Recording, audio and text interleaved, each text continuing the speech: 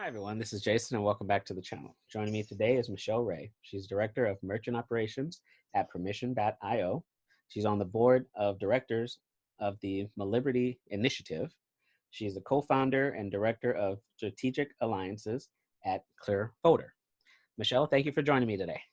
Thank you for having me. I like when people read my resume out loud. It makes me sound super productive. Well, the more I do this, the more I learn research, and it's good to know a person's background in depth so that you're not just talking about one thing. Right. No, I agree. I agree. People are so much more than their online presence presents them to be most of the time. Exactly. I agree 100%. So let's talk about how you first got into cryptocurrency. What was it that attracted you to Bitcoin and the whole cryptocurrency space? Yeah, so this is a pretty interesting and I think kind of a unique story. My father was the one who introduced me to Bitcoin. I was, from a very young age, I was very interested in finance and monetary theory and economics. I had a brief stint where I wanted to be a stockbroker when I grew up. I still haven't grown up, and so that may still be a possibility at some point in my future. Um, those kinds of discussions, and it's an interest of my father's as well. Those kind of discussions were relatively common around my household. I was familiar with e-gold. I was familiar with the Liberty Dollar scandal. And one Christmas, my father just sent me a private message and said, "Hey, check out this Bitcoin thing." And he sent me a link to the white paper, and as most of us in the space know, the white paper is 9 pages. The first page of which is the most important part from an ideology standpoint. And I was hooked from the moment I finished the paper. I mean, the math, the cryptography is way above my head from a technical perspective, but from an ideology perspective, from a change the planet perspective, my jaw just hit the floor.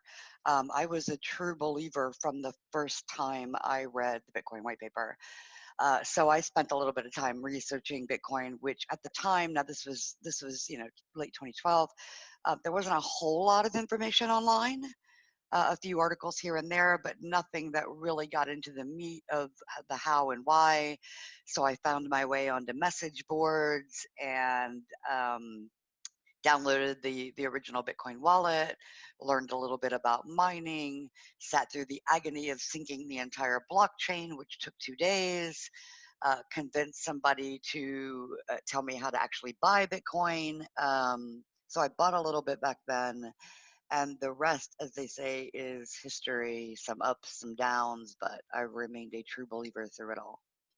Yeah, and the ups and downs are primarily the real proving ground for being involved in the space, I like to think. Yeah, no, they are. I mean, complete brutal honesty. I had an account on Mount Gox, and I also had an account on Cryptsy. Um, and if and I was a very relatively early adopter outside of the developer space, and so for me, if I had still access to the funds that were in those accounts, you and I would be talking from some mountain resort on which I had retired, sometime last year when Bitcoin hit about 20,000. So yeah, no, I mean, I think in this space, you have to be a believer in the ideology to stick through not just the actual monetary ups and downs, but there's a lot of opposition to the ideology behind Bitcoin across the spectrum, not just the individual sovereignty perspective, but the institutional perspective, the governance and legislative perspective. There's a lot of opposition here. So taking a stand on the crypto and Bitcoin front requires a bit of fortitude, I think. And I find it interesting that your father is the one that got you into Bitcoin, because for most of us, it's the other way around. We find this thing and then we go run into our parents. Hey, look at this. Yeah, check this out. Yeah, no. And I had a conversation on another podcast a couple of weeks ago about this. This, I'm 46. I'm a mom of four. For me to be involved in Bitcoin or to be involved in cryptocurrency not just from an ideological standpoint and a believer standpoint, but from a professional standpoint, is, really, really, especially when I mean, I officially started working in crypto in 2014, is really a unique story. And I think it gives me a position to talk about things outside of the whole innovator, early adopter, developer, mindset. I've seen financial recessions and depressions. I lived through 2008, not just lived through it, but I was working, had a job, had kids to provide for, had, a mortgage to pay. And so, along with my background in interest in finance and economics, being able to live through those things from a negative standpoint, but also being able to see technology like the internet, living through technology like the internet and cell phones literally change the entire planet and the behavior of everyone on it, I think gives me a unique perspective to be able to go out there and evangelize the possibilities, and the struggles that come with something like trying to take on the entire monetary system of the planet.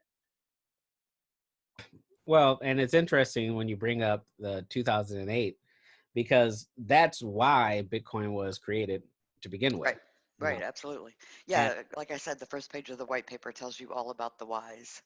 right, and that the message embedded in the Genesis block Right. gives you the why. Um, so when you first got into well, let me rephrase that. When you first started to become a developer in the space, was Permission your first project, or was there's other, or were there others before that that led to it? Oh my goodness, no.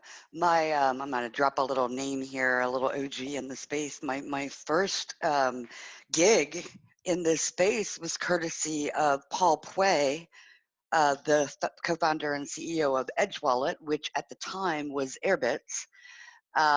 He contacted me via DM on Twitter one day and said, "Hey, this is in 2014 when Airbitz was getting ready to start doing its first big public push." Said, "Hey, look, I follow you on Twitter. I see you're interested in this Bitcoin thing. How would you like to work um, in this space? Help me do a little promotion of a Bitcoin wallet."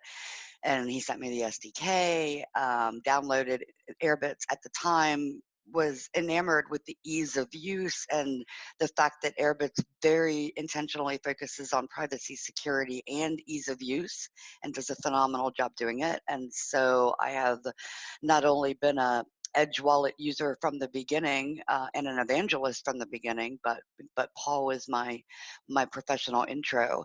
And then, of course, Clearvoter is a project that is very not publicly been in the works for several years now,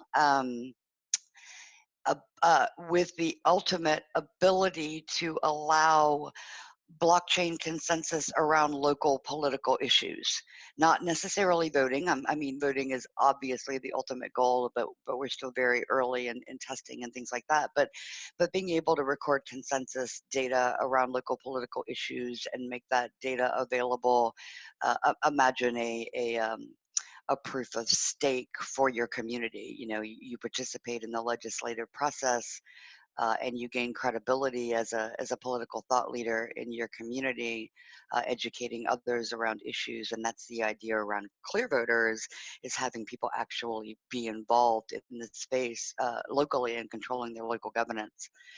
And so that was a big deal for me. Moving to Permission, though, was interesting because I worked in politics for a decade.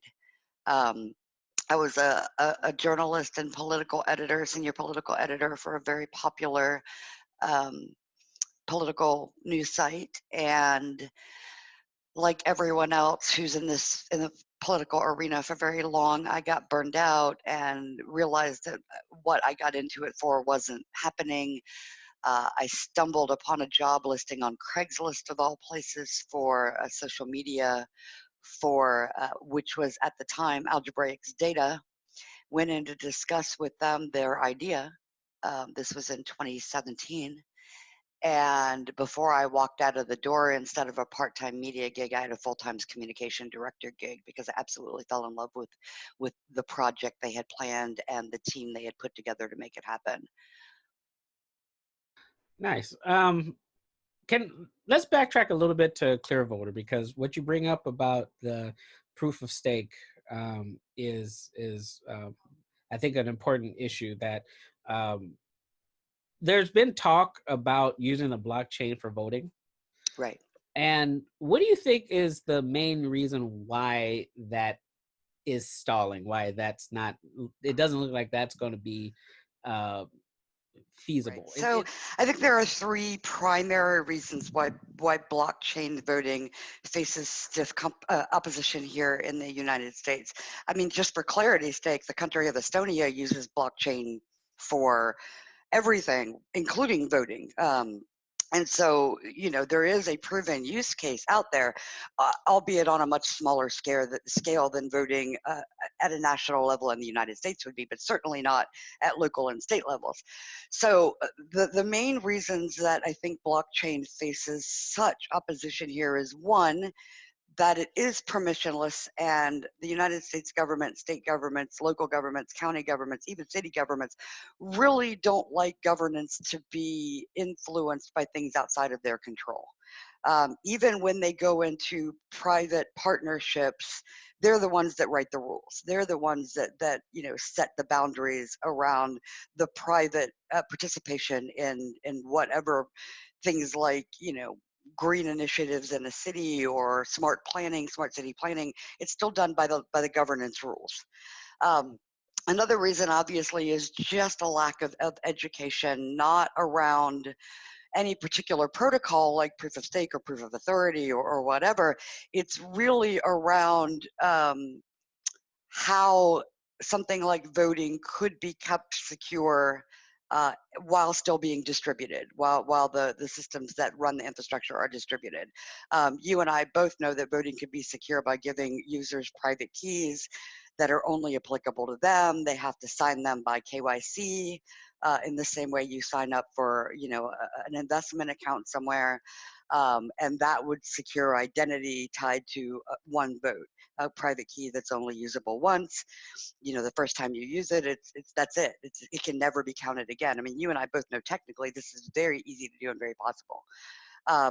And I think the third piece is right now, politics in this country at every level of governance are so polarized that the accusations about influencing technology would fly just like they do around voting machines right now.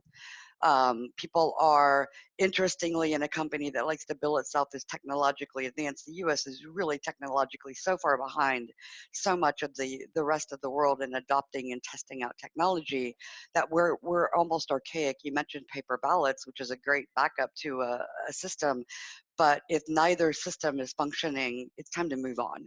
And explore and experiment. And I know there was a project in, I think it was Vermont, that got very little fanfare and was dismissed as not being effective.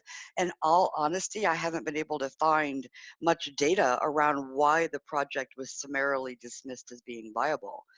My guess is that it's one of those, or accumulation of those three reasons that I mentioned before. So I think it will happen starting as Clearvoter has been kept in mind all these years, at a very local start, with the people adopting it first and evangelizing it as a communication tool, as a way to track interest and perception and public policy positions, and they will drag their council people kicking and screaming into it.